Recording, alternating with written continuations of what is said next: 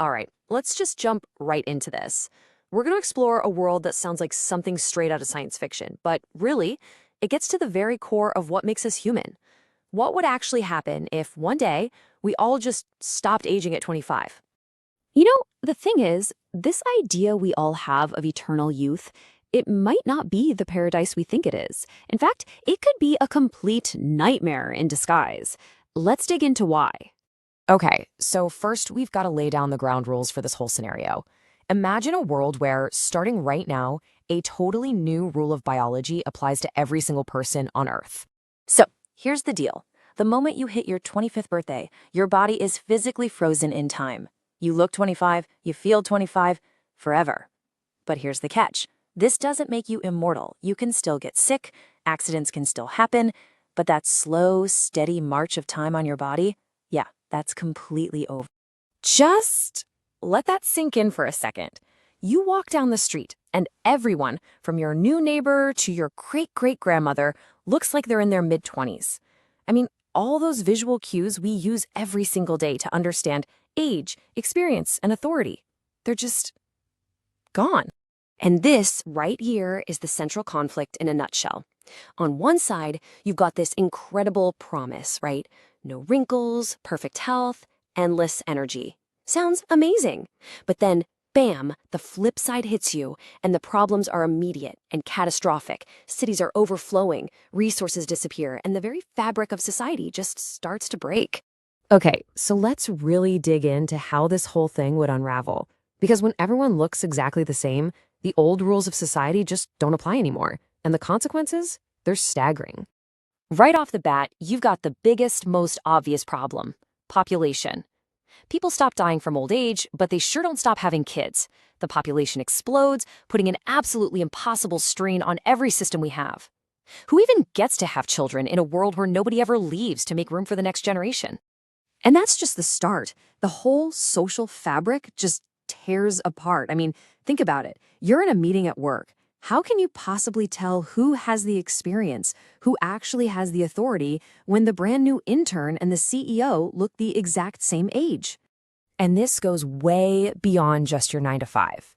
How do you find a mentor, a doctor, a seasoned expert in literally any field? All of that priceless, accumulated wisdom becomes completely invisible, totally lost in a sea of youthful faces. So when it all comes down to it, how does power even work? If you can't see age, if you can't see experience, how does any kind of hierarchy form? Well, the answer is, it inverts in a way nobody could have possibly seen coming. It gets weird. Society flips completely. It becomes obsessed with proving how old you are, not hiding it. A new elite class emerges, the old young, people who are literally centuries old but look 25. They've had lifetimes to hoard wealth, power, and knowledge. And the true young, actual 25-year-olds, they're treated like kids, completely locked out of a system that only values centuries of unseen experience. And you can see how this new reality just shatters everything we take for granted. Why on earth would you hire a 25-year-old when you could hire someone with 200 years of experience for the exact same job? How do police track a criminal who never, ever ages? And what happens to love when the beautiful idea of growing old together becomes a completely meaningless phrase? But maybe the biggest fallout, the most devastating part of all this, isn't what happens to society, but what happens inside our own heads. We're not built for this. We're not meant to be the same person forever. I mean, our whole sense of who we are is tied to time passing. But without that, birthdays, they're just another day. Milestones, like graduations or promotions, start to blur into one endless, repeating loop.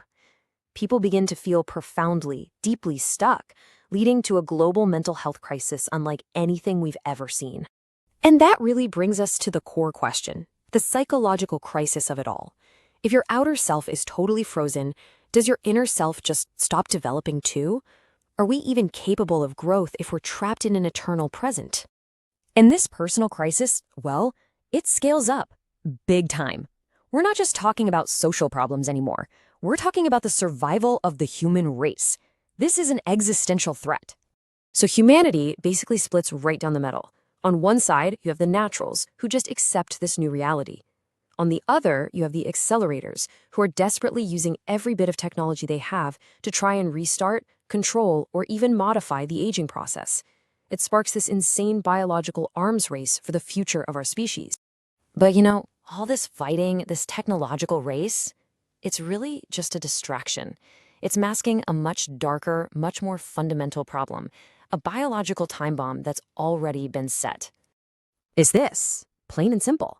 The moment we stop aging and dying of natural causes, the entire engine of human evolution just grinds to a halt. You have to remember how natural selection actually works, right? It's all about generations. It relies on birth and death and slow, gradual adaptation over huge stretches of time to make a species stronger, more resilient. You take away that turnover and we just stop adapting. Period. So this is our new reality. We are incredibly fragile. A genetically stagnant species is basically a sitting duck. A new virus, a sudden change in the environment, a cosmic event, any major threat could wipe us out entirely because we would have lost our most fundamental ability, the ability to adapt and evolve. We'd just be frozen in time waiting for disaster. And all of this brings us back to this huge central paradox. It's all about what we think we want versus what our species actually needs to survive. There's a line in the source material that just nails it. You can stop aging, but there is no way you can stop the consequences. The gift of eternal youth comes with a price, and that price would unravel everything that makes us who we are. And that's really the question I want to leave you with. In chasing a world without an end, we might just lose the very things that give life meaning, growth, purpose, and ultimately our future as a species. So what's more valuable, a life that lasts forever or a life that's truly lived? If you enjoyed this journey, please click the like button, subscribe to the channel for more space adventures, and share this video if you liked it.